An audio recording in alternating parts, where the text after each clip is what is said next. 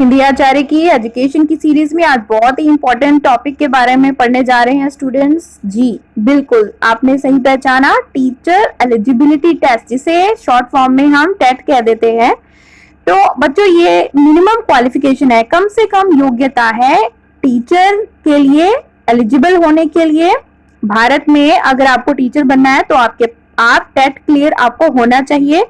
और ये actually TET क्यों स्टार्ट हुआ था, तो राइट टू एजुकेशन 2009 में जो आया था उसकी गाइडलाइंस के अकॉर्डिंग टीचर्स के लिए एक ऐसा एलिजिबिलिटी टेस्ट जरूर होना चाहिए जिसे पास करके ही वो टीचर बन सकें। तो नए टीचर्स के लिए तो टेट करना जरूरी है ही, पुराने टीचर्स को भी कहा गया था कि आप भी टेट क्लियर कर लीजिए 5 साल के अंदर अंदर।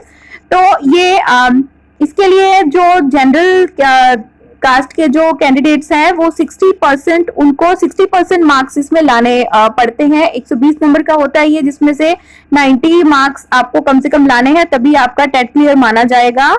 और जो सीबीएसई है वो पूरा टेट का डाटाबेस पूरा अपना बनाकर रखती है, रिकॉर्ड करके रखती है।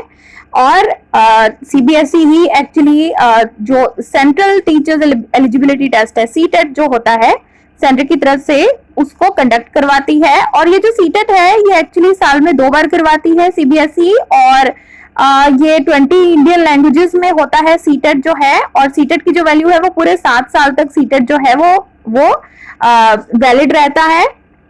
और हर एक स्टेट का अपना टीचर्स एलिजिबिलिटी टेस्ट भी होता है, जैसे कि पंजाब का पीटेट है, हरियाणा का एचटेट है, हिमाचल का एचपी टेट है, यूपी का यूपी टेट है। तो हर स्टेट अपना स्टेट लेवल पर भी टीचर्स एलिजिबिलिटी टेस्ट करवाती है, वो क्लियर होगा तभी आप गवर्नमेंट जॉब में आ सकते हो। प्राइवेट सेक्टर में भी अब टेट, बहुत सारे स्कूल जो हैं वो कहते हैं कि आपको टेट क्लियर करना पड़ेगा।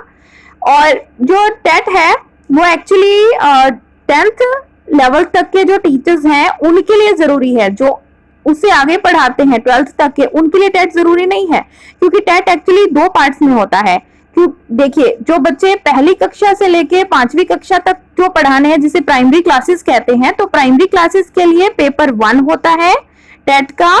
और इसी तरह से पेपर 2 जो होता है वो 6 क्लास से लेके 8th, या मतलब आप समझ लीजिए सेकेंडरी लेवल यानी कि 10th तक के लिए जो पेपर 2 होता है, उसके लिए अगर आपको ट्रेन ग्रेजुएट टीचर बनना है तो ट्रेन ग्रेजुएट टीचर बनने के लिए, जो कि 10वीं तक का पढ़ाता है, उसको जो टेट है, टेट सेकंड वाला पास करना होता है। और जो प्राइमरी क्लासेस को पढ़ाता है 1ली से 5वीं कक्षा तक, उसको टेट पहले वाला क्लियर, पेपर 1 क्लियर करना होता है।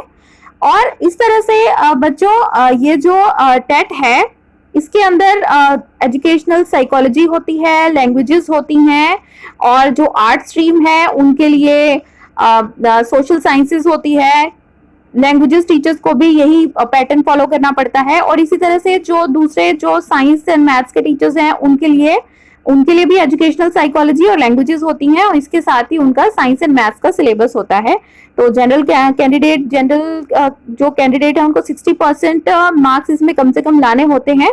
और इस हिसाब से ही फिर आगे स्टेट लेवल पर या गवर्नमेंट लेवल पर, सेंट्रल गवर्नमेंट लेवल पर इस टेट के ही हिसाब से फिर मेरिट बनती है। तो आशा करती हूँ आज ये छोटी सी जानकारी आपके लिए उपयोगी साबित हुई होगी, क्योंकि मैं जानती हूँ जो भी बच्चे मेरे वीडियोस देख रहे हैं वो एक्चुअली टेट की तैयारी भी कर रहे हैं या कर चुके हैं। तो आशा करती हूँ आपके लिए ये जानकारी उपयोगी साबित हुई होगी।